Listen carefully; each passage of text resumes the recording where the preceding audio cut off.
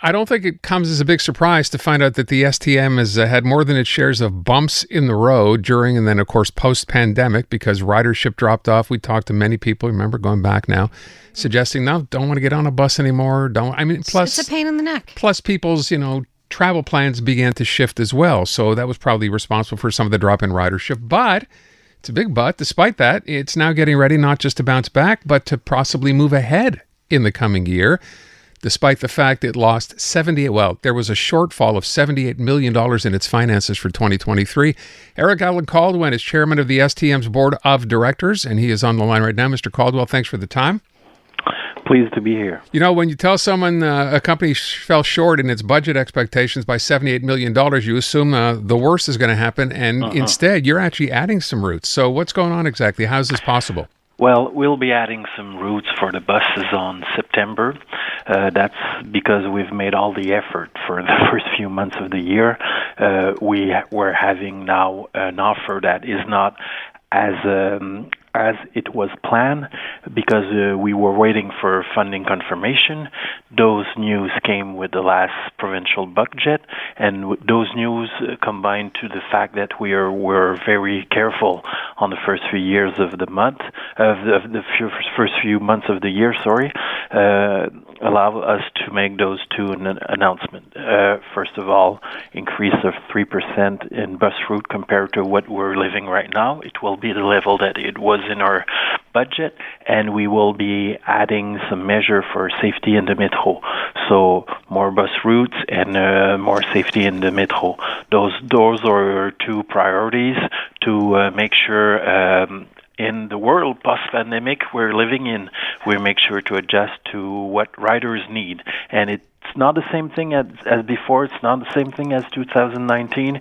We're adding departures on 75 over 200 lines where it's most needed, and we're adding some boots on the ground in the metro to make sure the safety is there. Can you mention with security in the metro that you just outlined now, what does that mean? What are you looking to hire, and what will their responsibilities be?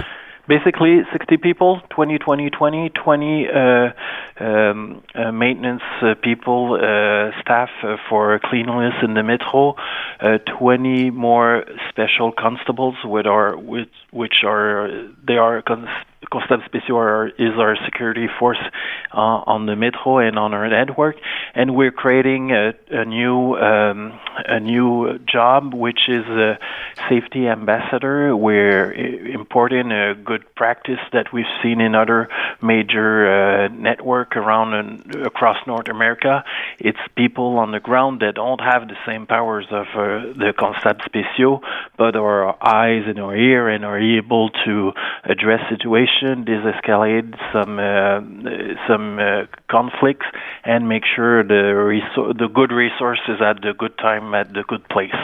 So we're adding 60 people on our network. So specifically about those safety ambassadors and the kinds of interventions that they might be facing, I assume that means handling a lot of people with mental health issues. I'm trying to find the best way to say that in terms of trying to make people taking the metro and the buses feeling safe. So will they have special training? What exactly will a safety ambassador do?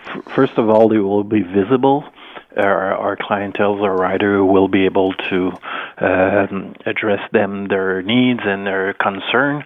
So there will be more visibility of STM staff, so the rider can address directly to them, and there will be a good relay for all the health services, drug use, mental health issues.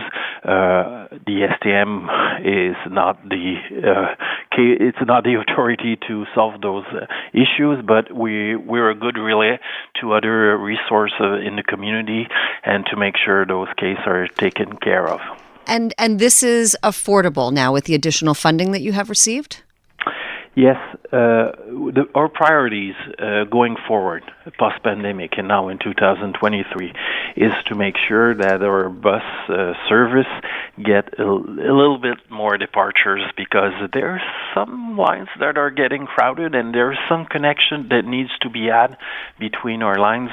So that when we study what our customers tell us and what our planning team are noticing on the ground, that's the priority. For the Metro, our frequency was not the priority. Adding frequency was not the priority of what we've noticed in that new post-pandemic situation, and that's what our riders are telling us as well. We need to feel that our ride is safe, and we need to be more visible. That's why instead of frequency is more people directly on the ground with our riders in our Metro system. Speaking with Éric Allen Caldwell, chairman of the STM's board of directors. So when you talk about increased service, can you give us an example when you talk about the fact, say, I know number 24, the Sherbrooke bus is one of them in the city of Montreal. How many more departures a day will there be? How does it shape up? Like on line 24, it's between 30 and 35 trips. On the line 18 Beaubien, it's between 25 and 30. On line 196 Parc Industriel Lachine, between 20 and 25 additional trips. Other lines like the la 211, 211 Bord du Lac, that goes from Sainte-Anne-de-Bellevue to Lionel-Gros. It's just 5 to 10 additional trips, but at rush hour where the service was needed, so it will make a big difference. So we're collecting a lot of data from on our ridership. So those when you're adding 3%, you cannot add it all around. You have to be sure you add it where it's most needed. And so with our data gathering, that's those are some examples of where we'll invest in more trips. Does any of that apply to the Metro as well, or are these just bus routes? No, as I just said, for our priority was adding bus route and adding more people on our network for security in the Metro. So no more frequent departures to the Metro. Not that I haven't heard that becoming a problem. Yeah, that's exactly what he was saying, right? That the I've taken the Metro quite a bit recently, and that is not the issue. But I will say safety is. Like, there has been pretty much every day there's some incident and you feel uncomfortable or unsafe for at least a brief moment in the Metro. Do you want to tell Mr. Caldwell about the incident you had on the Metro last week? Which one? The guy who was threatening to have a poop, or the guy who was playing the flute, or How about the ones who brought a full-size sofa onto the Metro? That was Sarah DeHay who witnessed that. What about the super, super drunk guy who sat next to me and was my new best friend? I think you're getting the idea, Mr. Caldwell, about some of what's gone on. I'm sure those extra staff are part of the reason that you're doing this, right? And let me be clear.